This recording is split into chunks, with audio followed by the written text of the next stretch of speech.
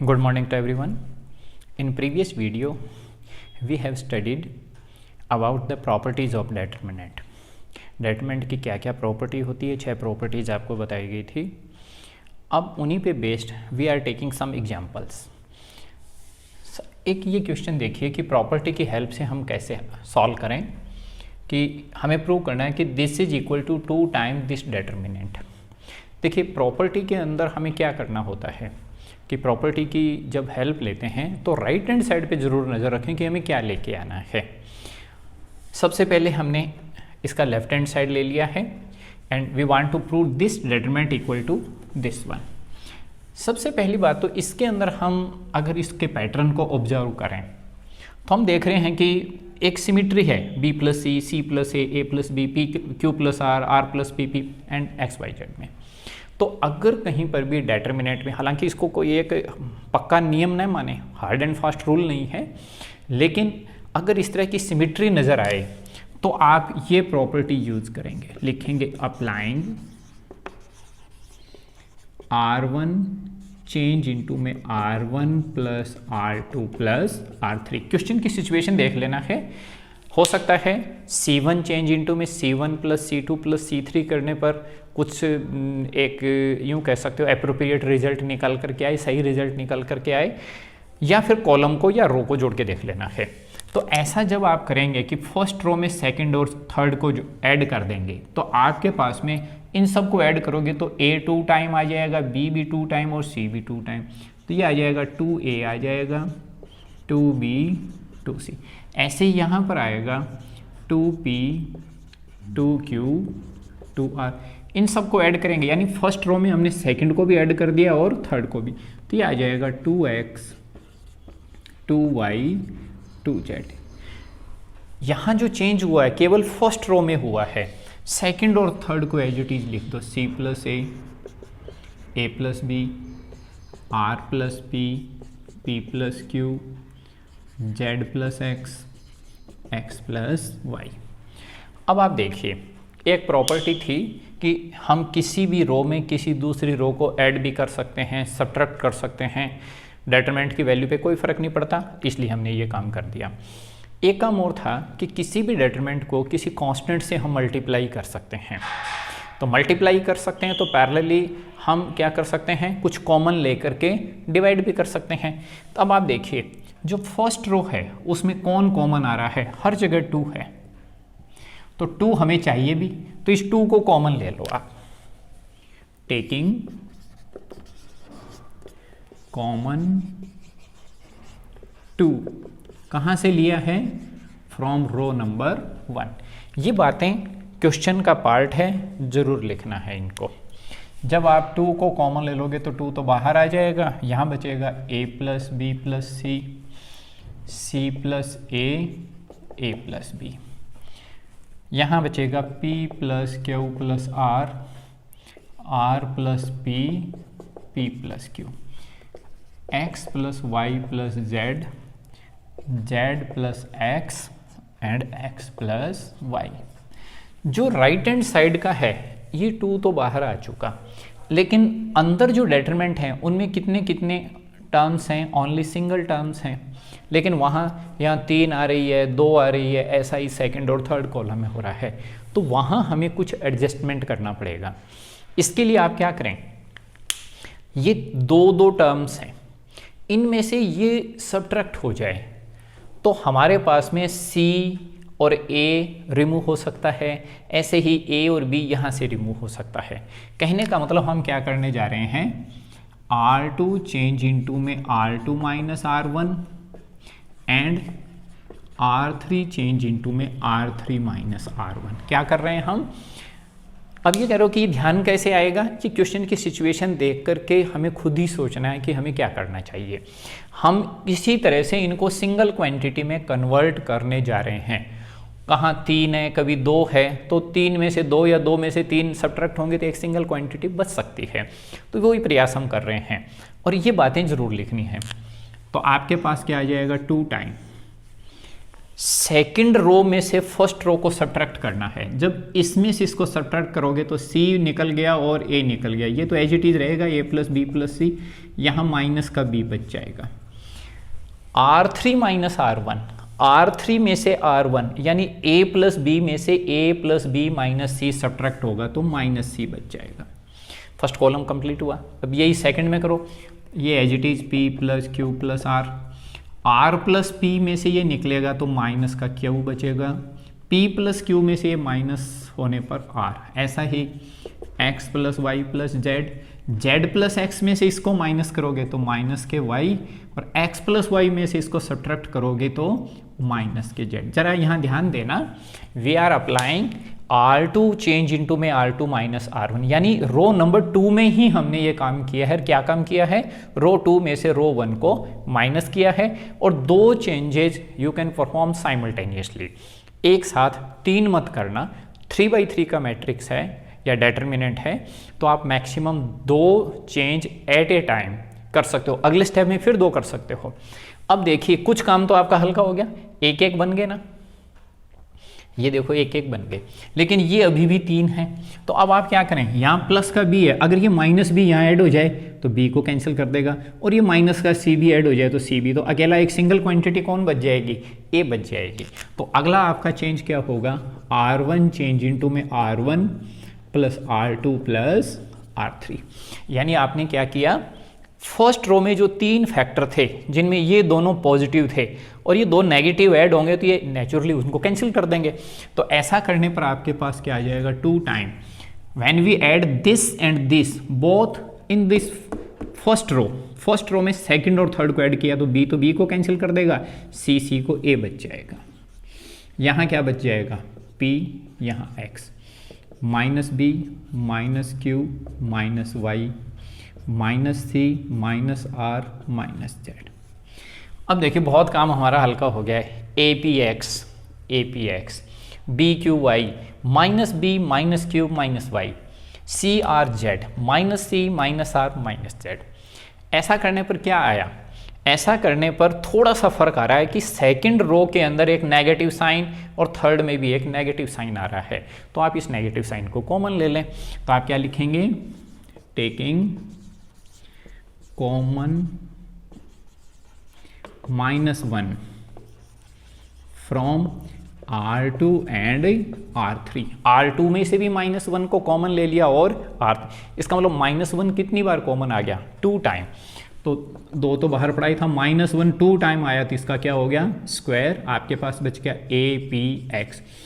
Second row में से negative sign आने पर ये पॉजिटिव हो गए bqy। यहाँ से भी माइनस कॉमन लेने पर क्या आ गया? crz। -1 का स्क्वायर जानते हो +1 होता है, तो this is equal to 2 time abc pqr xyz। This is your right hand side. तो इस तरह से जो है डेटरमिनेंट की प्रॉपर्टीज का यूज करके हम कुछ चीज़ों को, कुछ फैक्टर्स को, कुछ क्वांटिटीज़ को एक दूसरे के इक्वल प्रूव कर सकते हैं। एक और एग्जांपल लेते हैं, देखिए कैसे करना है उसको।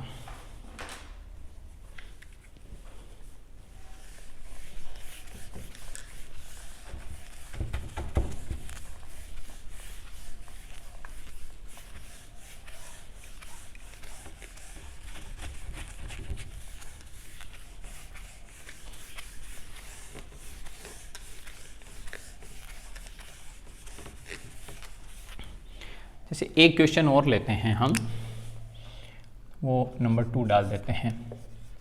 Late x y z are all different and determinant x square 1 plus X cube y square 1 plus Y cube z square 1 plus Z cube and this is equal to 0।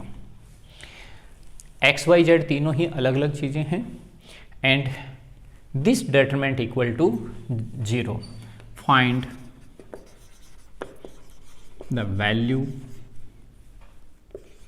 Of X Y Z. आपको X into Y into Z की value निकालनी। मान लीजिए ऐसा कोई question आ जाए तो determinant की हेल्प से कैसे करना है जरा देखें। यहां एक बात देखिए, डेटरमिनेंट का जो थर्ड कॉलम है, each element of third column are expressed as sum of two factors. एक प्रॉपर्टी थी कि रो या कॉलम के एलिमेंट दो दो फैक्टर के सम हो, then we can express that determinant into two separate determinant. उसको स्प्लिट कर सकते हैं। तो आप इसको कैसे स्प्लिट कर सकते हो? सबसे पहले तो first column as it is, second as it is, third column को एक बार आप क्या ले लीजिए, 1 1 1 ले लीजिए, plus again first as it is, second as it is, third को अब क्या लेना है जो सेकेंड फैक्टर था, X cube Y cube Z cube equal to 0। एक प्रॉपर्टी थी जिसको हमने यहां काम में ले लिया है। अब आप इसको एज इट इज रख लीजिए, X X square 1, Y Y square 1, Z Z square 1। कहीं पर भी कुछ भी कॉमन आ सकता हो तो उसको कॉमन लेकर के डेटरमिनेंट के बाहर भेज देना चाहिए। फर्स्ट रो में क्या कॉमन आ रहा है, x, सेकंड में क्या कॉमन आ रहा है, y, थर्ड में z। तो इसको कॉमन ले लिया, x आ गया, y आ गया, z आ गया। तो x कॉमन आने पर ये बचेगा 1x X square 1, y Y square 1, Z square equal to 0। जो काम आपने किया है ना उसको लिख दें जरूर। आप ये लिख दें कि भाई हमने क्या किया है कि taking X Y Z common from R1 R2 and R3 respectively. Respectively का मतलब क्रमशः हमने पहली रो, दूसरी रो और तीसरी रो में से किसको कॉमन ले लिया है, एक्स वाई और जेड को।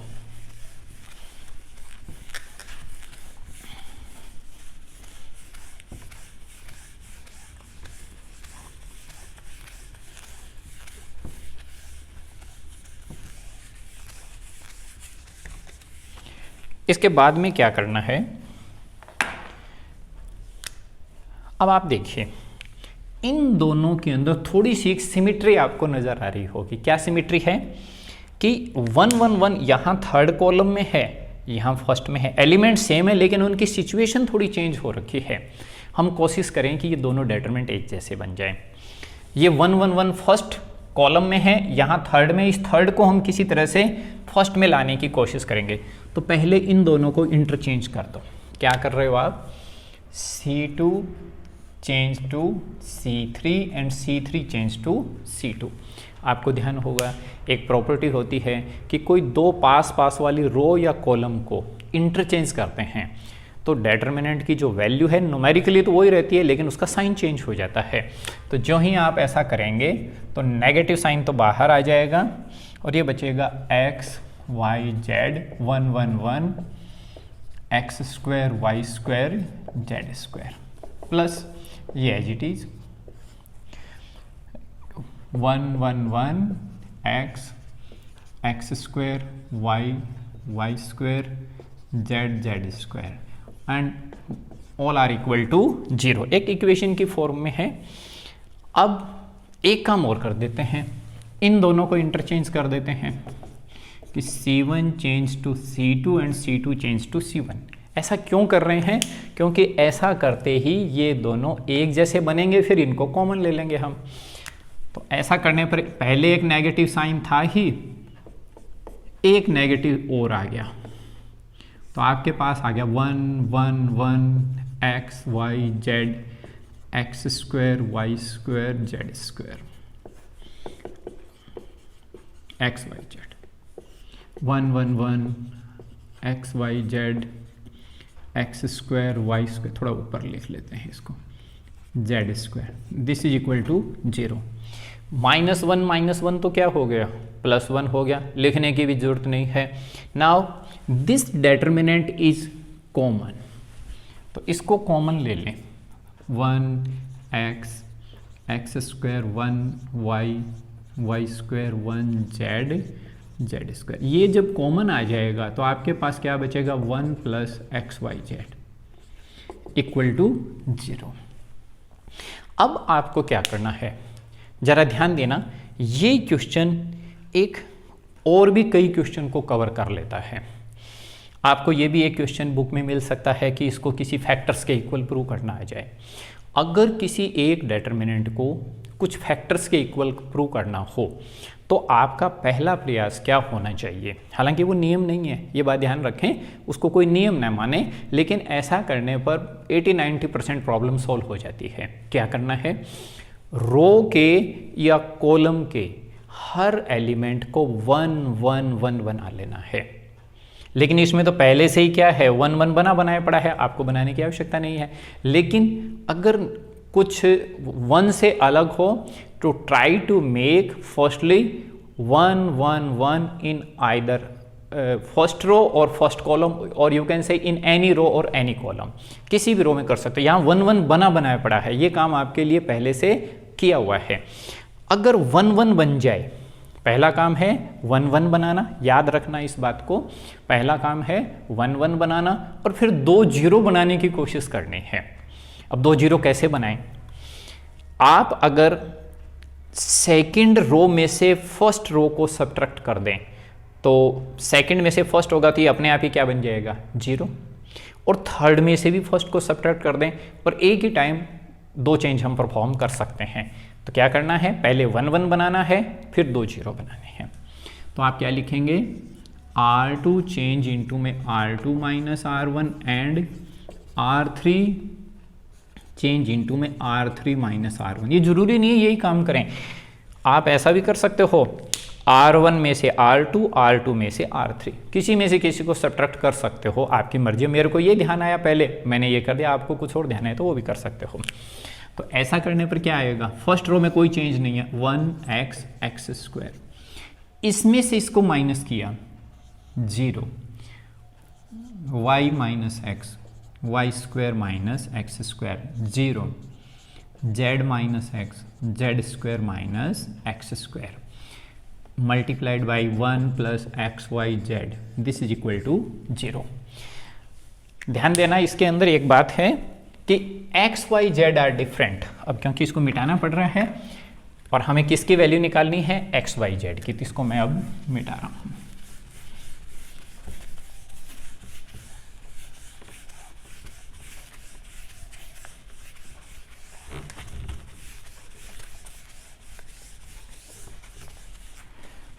अब आप देखिए कुछ कॉमन आ रहा है, इतना चेंज करने के बाद में तुरंत डिटर्मिनेंट के अंदर जरूर देखते रहें कि कोई चीज़ कॉमन आ रही हो तो कॉमन लिया जा सकता है। आप एक बात देखो, फर्स्ट रो में तो कुछ कॉमन नहीं आ रहा, अलग अलग है। यहाँ पर जो है थोड़ा चेंज किया जा सकता है, कैसे, 1x x² 0 y - x y² - x², इसके फैक्टर कर लीजिए, इसके फैक्टर हो जाएंगे y + x y - x। आप जानते हो a² - b², a + b a - b, 0 z - x, ये हो जाएगा z + x z - x into में 1 + xyz, this is equal to 0। अब आप देखिए सेकंड रो में से क्या कॉमन आ रहा है, y - x, थर्ड में से z - x, y - x from R2 and ये लिखिए taking common y - x from R2 and z - x from R3। तो आपके पास में y - x आ गया, z - x बच गया क्या, 1x x² 0 1 y +, देखो ये चीज़ कॉमन आ चुकी है तो बाहर लिख दिया इसको, 0 1 z + x 1 + xyz = 0। अब आपको क्या करना है, जिस रो में या जिस कॉलम के अंदर 2 जीरो आ जाए उसी के अलोंग उसकी वैल्यू निकाल लेनी है, यानी एक्सपेंड कर देना है। तो अब आप लिखेंगे एक्सपेंडिंग y कॉलम 1 जिसमें 2 जीरो आए, तो एक्सपेंड करेंगे तो ये आ गया y minus X Z minus x. Expand कैसे करेंगे, रो कॉलम के लॉन्ग करेंगे तो सबसे पहले 1 को लिखेंगे, इसको छोड़ दिया और इसको, क्या बच गया 1 y plus x 1 Z plus x.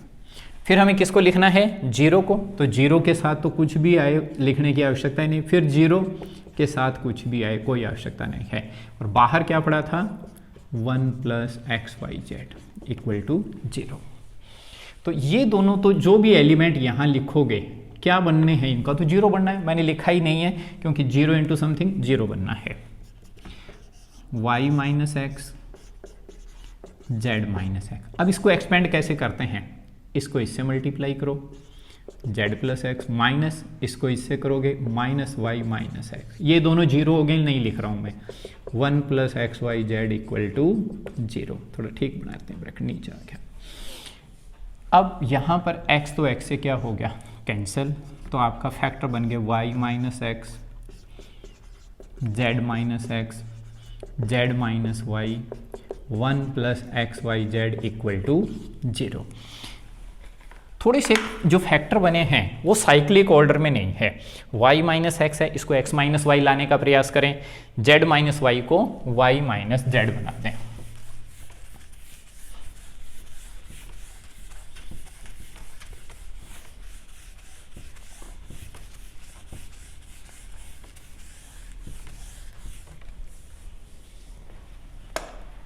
तो यहां से नेगेटिव साइन को अगर हम कॉमन ले लें तो y माइनस एक्स बन जाएगा x माइनस वाई। ये as it is z minus X. यहां पर z माइनस वाई है ना, माइनस कॉमन लोगे तो y माइनस जेड इंटू में 1 plus x Y Z equal to 0। ये दो नेगेटिव साइन मल्टीप्लाई होकर के पॉजिटिव आ जाएगा, ये आ जाएगा x माइनस वाई। फिर मैं इसको लिख देता हूँ y minus Z Z minus X 1 plus x Y Z equal to 0। जो डिटरमिनेंट दिया गया था, अगर केवल फैक्टर निकालने होते तो आपका क्वेश्चन यहाँ कंप्लीट हो गया।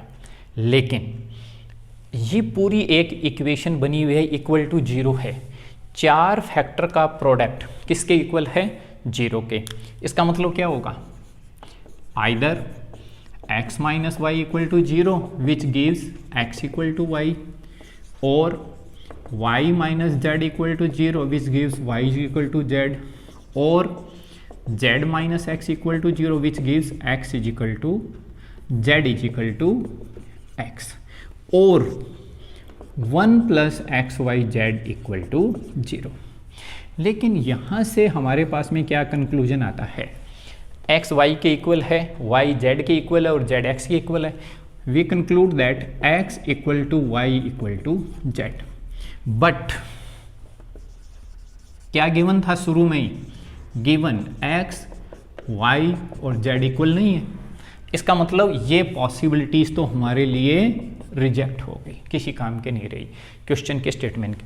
तो हमारे पास में पॉसिबिलिटी क्या आ गई, 1 plus x Y Z equal to 0। ये भी एक क्वेश्चन बन सकता है कि prove that 1 plus x Y Z equal to 0। यहाँ से जब एक्स वाई जेड की वैल्यू निकालोगे तो माइनस वन आ जाएगी, यही आपका आंसर हो जाएगा। तो इस तरह से प्रॉपर्टीज़ की हेल्प से हम डिटरमिनेंट को एक्सपेंड कर सकते हैं, सॉल्व कर सकते हैं और कुछ फैक्टर्स के इक्वल प्रूव कर सकते हैं। जो मैंने क्वेश्चन बताए हैं, इस तरह का कोई एक क्वेश्चन बोर्ड एग्जामिनेशन में अवश्य पूछा जाता है, कभी 4 मार्क्स में, कभी 6 मार्क्स में। तो थोड़ा ध्यान से इनको समझने का आपको प्रयास करना है।